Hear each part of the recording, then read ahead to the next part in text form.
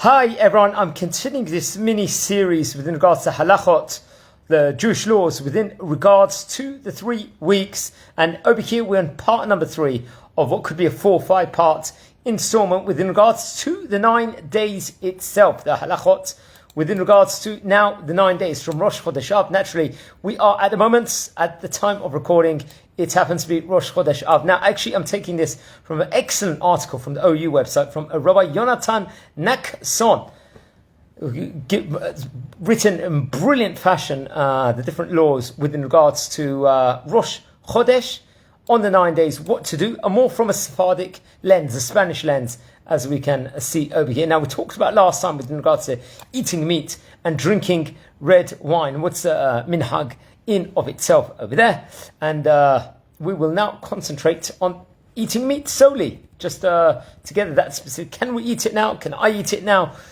Can anyone eat it now? What's different communities, different minhagim? Okay, so I'm using the side notes. We're on point nokuda, as we say, number 43. I'll try and give the source also at the same time, but be it as it may, it's really excellent, excellent notes over here I am reading from. Okay, so we are on talking about eating meat.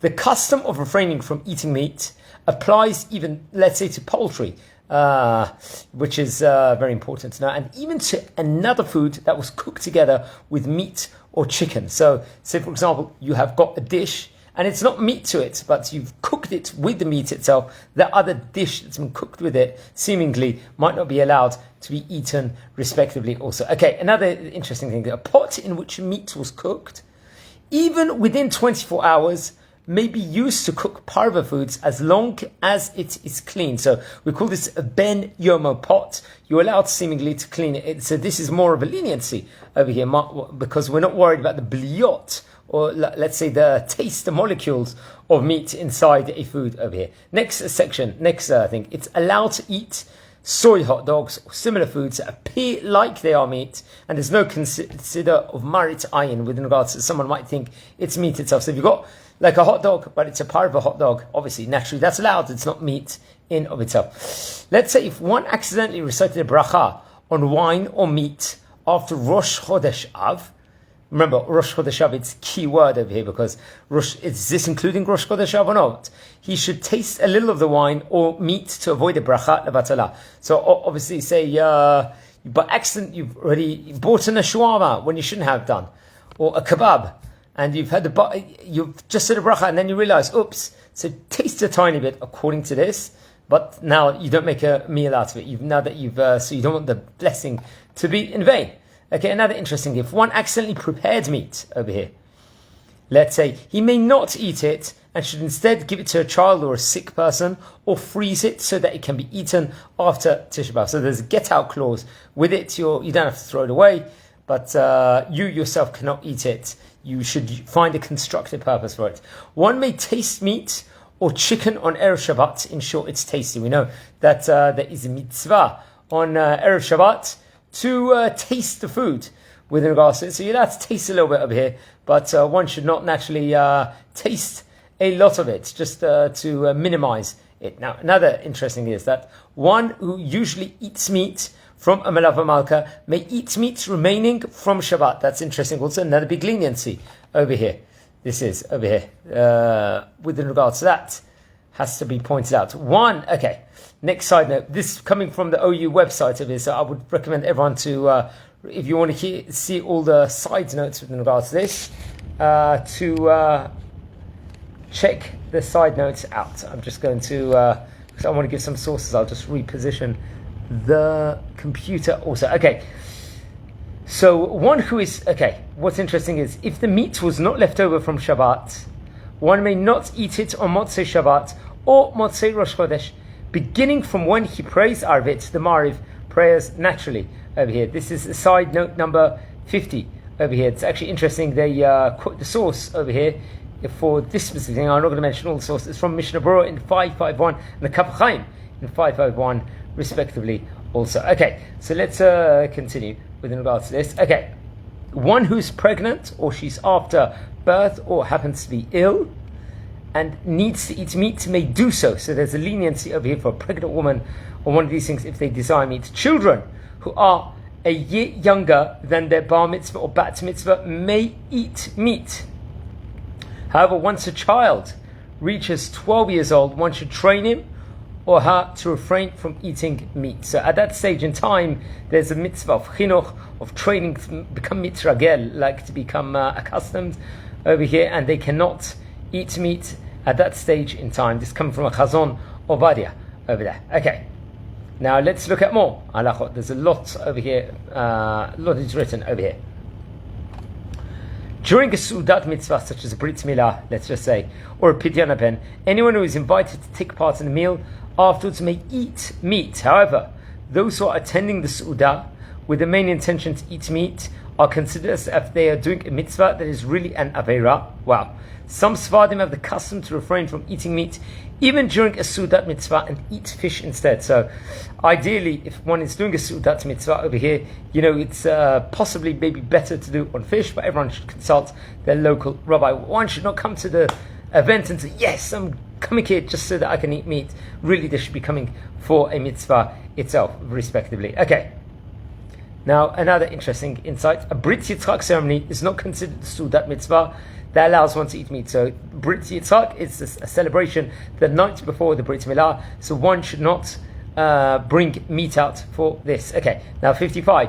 If a Brit Milah was deferred to Ben HaMetzarim because the baby was ill, let's say it was dochef, let's say the baby was yellow or one reason or another, those in attendance may still eat meat at the Seudah. So Brit Milah that was pushed off, it doesn't stop you now having the license to having meat over here. Now, another interesting halacha over here, number 56. The Mohel Sandek and father of the child may eat meat throughout the entire day of the Brit Milah, even at home, since the day is considered Yom Tov for them. Very, very big leniency over here. This is. And let's see the source over here. For that, I believe that's a Chazon Avadia Arba Taniyot in page 198 over there. I'm not quoting all the sources over here, but we are just looking through as many as possible. Okay, what's interesting also, the next halacha over here in 57, it's permitted to buy meat during this time, even if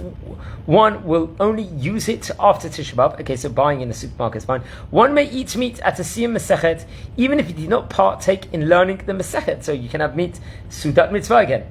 Now, 59, the following conditions must be met for a Siyam to permit one to eat meat. What's the conditions? One may not finish the Masechet before Rosh Chodesh Av and only wait to make the Siyam. However, one may pace himself to learn the Masechet, either slower or faster, to complete it during the 9 days after Rosh Chodesh. Okay, next one. One who read the Masechet without understanding what he read may not make a Siyam. So it's only someone that can understand it fluently. One who learned the Masechet of Mishnayot with a commentary, such as that of Rav Ovadia Bar Tanur, may eat meat at his own Siyum. However, only the person who learned the Masechet may eat the meat in a case like that. Over here it's reported over, and others are not allowed to if they are present. That is quoted, source number 55 over here. That is, I believe, from Or Litzion and volume 3, 26.5, also from Chazon Ovadia. Also, okay, so let's look at more. Okay, number 56. The next condition over here, within regards to doing it, if one learned Masechet Kala or Masechet Sofrim with a proper explanation and understanding, it's considered as if he learned the Masechet of Mishnayot.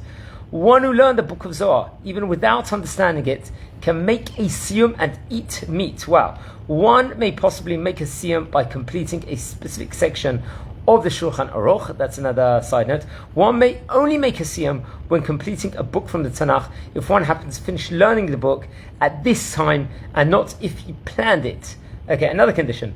One who did not read the words of the Gemara with his mouth and only thought them is still considered as if he completed Masechet over here. That's interesting. This is source number 60 if you find the article. One who did not learn the Masechet in its proper order may make a Siyam also. One may not eat meat at a Siyam for a Masechet that was split up and learned by many people. So if many people did it, you can't. That doesn't quantify a reason to eat meat. One may only eat meat at a Siyam if he generally celebrates by eating meat when making a siyum. So if he doesn't usually give out meat in the Siyam, doesn't do a grandiose thing. He can't now all of a sudden do it at this stage in time. Okay, now we are in Halachot number 60 over here, note number 60. One who is an Avel for a parent may still partake in the Seudat Mitzvah for a Siyam during these days. Now this is coming from source number 64 over here. I quote the source that reported over here, Chazon Avadia Arba Taniot, page 200, according to that over there. Okay. One may eat meat and drink wine at the Seudah that is made on the day that a boy becomes a bar mitzvah. However, he may not make a Seudah during this time if it is not his actual birthday. In such a situation, he should only make the party before Rosh Chodesh or after Tisha B'Av. Furthermore, if the day of his bar mitzvah is on Erev Tisha B'Av itself, he should postpone the party until after Tisha B'Av. Now, last note with regards to meat. One who eats meat at Seudat Mitzvah does not have to perform Hatarat Nedarim over here. That is source number 66, and that comes from, reported over, the Kaf Chaim 551 115.9. That's very interesting. Okay, now we're going to talk about drinking wine during this time period. Is that going to be allowed or not? I think we've already just mentioned that you can't drink wine. 46. The custom for most Sephardim is to refrain from drinking wine from after Rosh Chodesh. However, some Sephardim do not practice this custom over here. This is possibly potentially a big leniency over here. I believe most or all Ashkenazim are strict on that. The Chazon Avadia Arba Taniot in page 176 will discuss this, expound on this further. Okay, another thing. Those who have a custom to refrain from drinking wine are permitted to drink some types of alcoholic beverages. These include beer, arak, whiskey, or other such drinks. Cognac, however, should be avoided since it's distilled from wine. Also, that's another thing. Source number 69, if you see the sheet. Many poskim hold that one should also refrain from drinking grape juice over here. Okay, that's interesting. Foods that have wine mixed in them may be eaten. However, if the taste of wine is noticeable, they should be avoided. So then you avoid it over here. I don't think he outright bans it over here, but avoid it. Okay, number 50. One who drinks a wine at a Brit Milah should not give it to others to drink. So he himself could drink, but he should not now give it to other people. The Shulchan Aruch states that even after Rosh Chodesh, one may recite Havdalah on a cup of wine because the prohibition of drinking wine does not apply when a mitzvah is involved. However, the Ramah, the Ashkenazim follow Rav Moshe Israelis, states that if a child can drink the wine, an adult should not over here. Certainly an Ashkenazi may fulfill the obligation with a Sephardic recitation of Havdalah, since the Sephardi is permitted to drink the wine even when a child is present. Okay, next one. It is permitted to drink wine on Shabbat or during a Seudat Mitzvah. Actually, this is what we talked about before. Wine vinegar is permitted and may be mixed with other foods also. That's another interesting. How about repairing clothing? Let's look into that now over here. This is note number 54 over here. One may not repair or make new clothing during the Shavua Shechalbo, and one should try to refrain from doing so from Rosh Chodesh. However, one whose business is to fix may continue until Shavua Shechalbo. Okay, next one. A worker who is employed to fix clothing may continue to work if he will lose money by not working on these days. In fact, he may even work on Tisha B'Av. Wow. Such a person should try to work as discreetly as possible. That's very interesting. Let's quote the halacha over here for that. That's note number 79. Where does it to bring it down? The Ben Ishai in Devarim 1:11 brings that. Also Chazon Avadia in Arba Taniot, page 208, speaks about that also. Okay, another interesting thing, number 56. Women should also refrain from knitting during this time, and one may sew or patch up a torn hole on an article of clothing. Similarly, one may sew fallen buttons onto his clothing over here. So now, friends, we are going to conclude over here. We're going to maybe do a next session talking about buying new things. But wishing you all a good day. I'd like to dedicate this Lilun Nishmat Aviyu Ben Esther. Wish you all a fantastic day and take care.